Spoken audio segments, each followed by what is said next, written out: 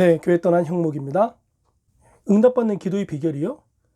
그런 건 없습니다. 그런 게 있다면 저 역시 미치도록 배우고 싶습니다. 그래서 오늘 주제는요, 응답받는 기도의 비결이 있나요? 입니다. 와우. 기도 응답에 비결 같은 건 없습니다. 하나님은 인격적이신 분이시거든요. 이 말은요, 관계이지 공식이 아니라는 뜻입니다. 이렇게 기도하면 저렇게 응답하셔야만 하는 그런 공식 같은 건 없습니다. 하나님은 우리의 기도에 반드시 응답하셔야만 하는 분은 아닙니다. 응답은 철저히 하나님 마음입니다. 누군가 응답받는 기도의 비결이 있다고 합니다. 그래서 참 궁금했어요. 근데 들어보니까 응답받을 때까지 기도하면 된다고 합니다. 뭐 말은 되죠. 그런데 사고 싶은 것을 때를 서서 엄마에게 끝까지 받아내는 철부지 아이 같아 보입니다. 그 응답이 내가 기도한 바로 그것을 얻는 것이라면 틀린 것입니다. 왜냐하면 하나님은 내가 구하는 것만을 주시는 분은 아니기 때문입니다. 하나님이 우리 기도를 들으실까요? 네, 들으십니다. 이건 진리의 말씀이죠. 그런데 들으시는 것과 응답하시는 것은 서로 다른 것입니다. 우리의 모든 기도를 들으시지만 응답의 여부는요, 하나님 뜻에 있습니다. 그러므로 기도하면 반드시 응답받는다는 말은 틀린 말입니다. 하지만 내가 구한 대로 받은 것을 응답이라 여기는 그 고정관념을 버린다면요, 이 말은 맞는 말입니다. 왜냐하면 다양한 형태로 응답하시기 때문입니다. 제게 초등학생 아들이 있는데요. 이 아들의 요청에 대한 제 답변으로 기도에 대한 많은 것들을 배웁니다. 밥 줘? 알겠다. 칼 줘? 안 된다. 결혼할래? 기다려. 신방할래? 아빠가 할 일이다. 이따 가줘. 그건 네가 할 일이다. 저는 응답했습니다. 그러나 알겠다고만 하진 않았습니다. 때로는요, 위험한 요구에 대해서 거절하기도 합니다.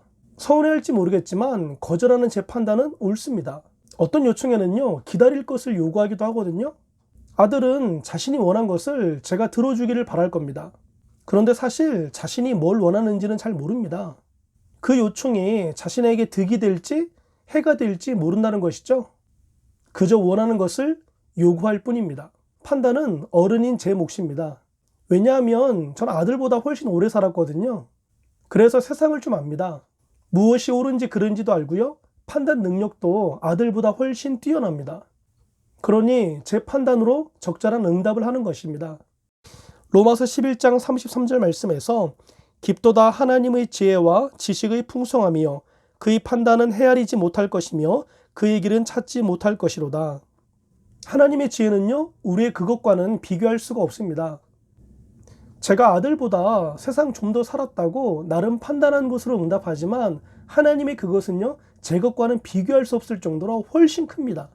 저의 판단은 아들보다 상대적으로 뛰어나지만 하나님의 지혜는요, 절대적으로 뛰어납니다.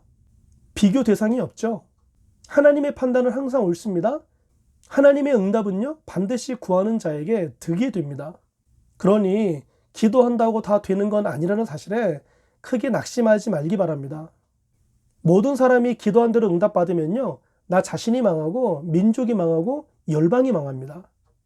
때로는 아들이 설교라든가 신방처럼 제가 할 일을 자기가 하겠다고 우길 때가 있습니다. 그때는 그것은 아빠가 할 일이야 라고 말해주죠. 이것이 기도에도 똑같이 적용되는데요.